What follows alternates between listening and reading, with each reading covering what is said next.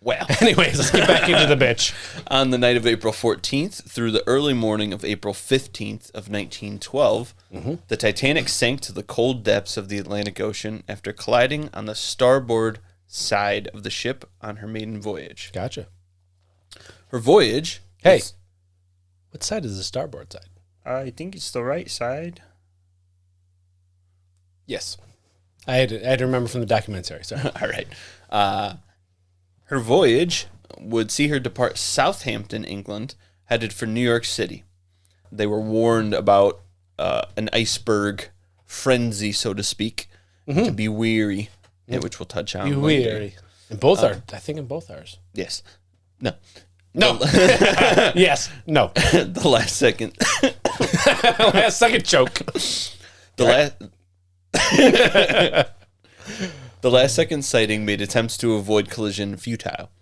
On board were 2,240-ish passengers. Yeah, somewhere around there.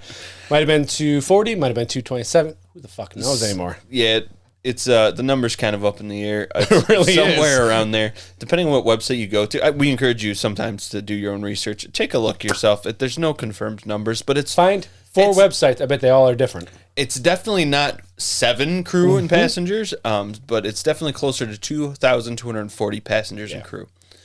And of them, only 710-ish survived the disaster. Try to make sure the ish is Yeah, there. the ish is going to be there. That seems to be the common number, at least. Allegedly. Yeah, Jesus. In the early 1900s, luxury oceanic travel was big, and 2 big names in the industry at the time in England were the competing White Star Line and the Cunard Line. Cunard Company, which we've talked about, as we previously discussed. In an effort to make a stride ahead of Cunard's newly debuted Lusitania and Mauretania, White Star... What about Lusitania? No. Mediumitania. The medium and the Mauretania. Mauretania. The Atania. And the Mauretania. And the Tane. Yeah. Got a little out of hand with the naming usually? process. Well, you know. No, I mean them with their ships. Yeah. Olympic, Titanic, Tania. No. That's 2 different companies. Woo! I got loud. I'm sorry. You I pegged you. pegged it out. I pegged you. Oh, God. Oh, shit. There's a different meaning that I did not mean. It's going to get... Oh. In an effort to make a stride ahead... Roll on, please. In an effort to make a stride ahead of Cunard's newly debuted... I said... Oh, you got to watch the video, because every time you say, I said, or nope, I said, nope. I can't wait. So they tried to get ahead of the Lusitania and Mauretania. White Star higher-ups decided to begin plans on 3 new liners under their banner. The Titanic, the Olympic, and do you know the third? Starts with a B. Hold on. The Bonerific. It is. Where they come Britannica. Fuck. The Encyclopedia. Britannica. The Britannic. See, I knew it, but I just was not coming. Yes, the Titanic, the Olympic, and the Britannic. While Cunard's Lusitania and Mauretania were built for speed and would later set records in this area, the Titanic and the Britannic were instead planned to be built as the ideal liner in luxury and comfort. You know, some people don't like speed and just getting to the finish. They like a little, you caress them. I mean, yeah. We're talking about ships, right? Yeah, and Oh, price my bad. ranges that all could afford. Well, I wonder why that was. You just pack as much people in there, you get as much money coming in. That's how they do it now. Fuck yeah. In January of 1909, construction began on the Olympic, and 3 months later began on the Titanic. The 2 sister ships will be built side by side. Mm-hmm.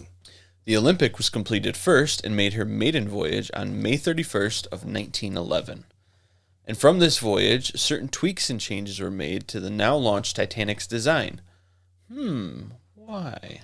Well, now, not talking about why they made the changes, but the urgency and war between White Star and Cunard caused White Star to cut corners. Actually, kind of goes with what we're talking about. That they otherwise didn't have to cut in order to get these ships to sea immediately, because they were having trouble. the war between Cunard and White Star Line. White Star Line. Thank you. I keep blanking on their name. White Star. I don't. You know why I keep adding line? Yeah. Hey, whatever. White Star Line. You get the point. Was causing White Star to have less and less passengers. They needed to get business up because they were going under, so they needed these things out quickly. Yeah.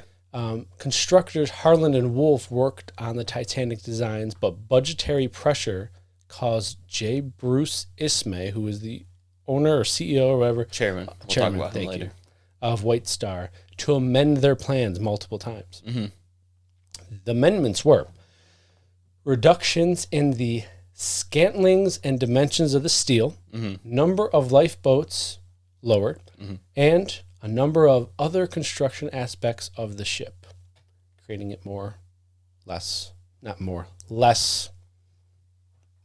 I don't want to say sturdy, but just risky, more risky. There we go. Evidence for when the Olympic had a collision was something that, Lennon, you will talk about. I'll get into that later.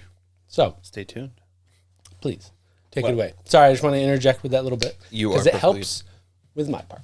Good. As I was saying, in the early days of I said that. in the early days of April of 1912, after successful sea trials, the Titanic was declared seaworthy. I declare this boat seaworthy. You had to hit the table. You're welcome. Earthquake, Cam. Hey, we're solid now. Actually, we are. Structurally sound. Yeah. Unlike the... Never mind. On April 10th of 1912, the Titanic departed Southampton for Cherbourg, France. Good luck. Before headed to Queenstown, Ireland, and finally beginning her crossing of the Atlantic to New York. New York City! I love That New is- York. For people who are fans of What We Do in the Shadows, that is a reference to that. You'll get that. Oh, New York City. Sorry, I didn't see that. Oh, that's a good one. Okay. The rest is in the history books. Is it, though? Is it? Is But it, in the though? last 111 years since the tragedy, rumor and speculation have come out that something's not right. Just not right.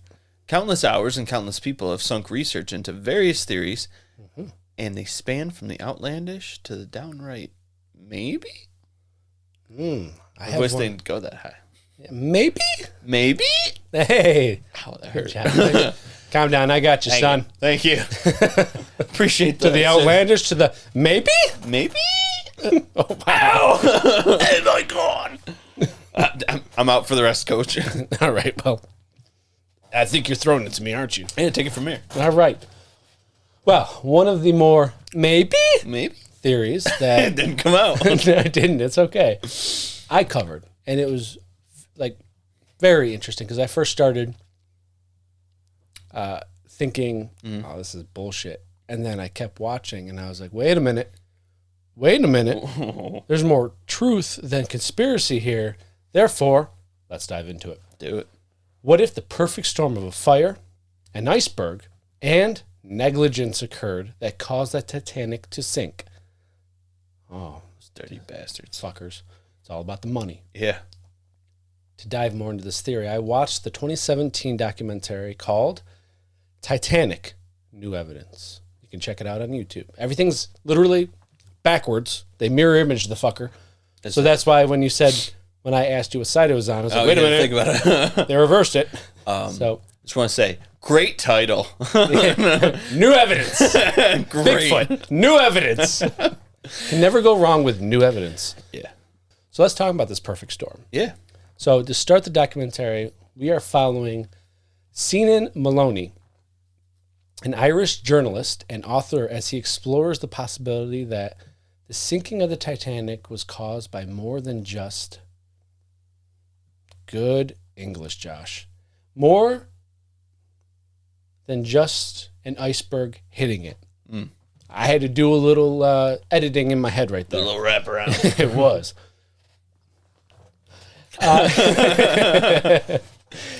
He spent 30 years researching the disaster and believes that the real story has yet to be told. They're trying to stop us again with these lights flickering. After a quick intro to Mr. Maloney and some ancient alien-esque questions, where, you know, ancient aliens, how they do it, as we've discussed many times, they ask a question, they never answer. But he does answer some of these as the documentary goes on. I didn't write them down. Okay. So Fantastic. I said, as you would put it, no. We are then taken to a photo album that has been laying in an attic, undiscovered for about 100 years. It was bought in an auction by Steve Raffi. Him? Yeah. Great. He doesn't show up again, but these are the pictures. All right. As they're looking at the photos, they are bringing the photos to life with 3D graphics. There's a lot of actually never seen before photos in there. It's pretty cool. Are these from photos from them launching it from the where they built it to it floating, not floating, sailing. as it does? Well, I'll get into one of the sailing shows. What's up? Are these photos something you can find online? I didn't actually look because I wasn't preparing for the video. That's fine. Possibly. That's you talked amongst the viewers. I will. All right. And Me and you are here. Okay. Lennon hopefully is listening because I'm excited. And I'm really excited about the episode too. So they do the 3D graphics until they come across a series of photos that possibly show an odd mark along the same side and spot, as to where the iceberg struck the Titanic. Now, what is this spot? You might say, it's on the photo. I'll tell you this. It's on the photo. It's on the photo. It's not on the Titanic. Well, this mark wasn't a reflection or a mistake on the photo, as it was in multiple photos, in the same spot, same shape, same size, relative to the ship, of course. Therefore, this spot was on the ship 100%. They estimated this mark to be about 30 feet long.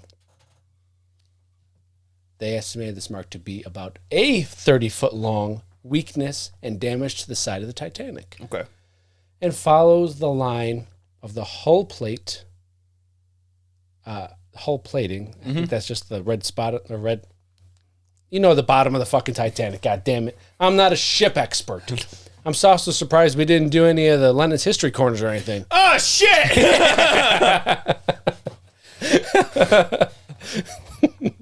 Or the ship facts about ship facts. Hold on. Ship facts.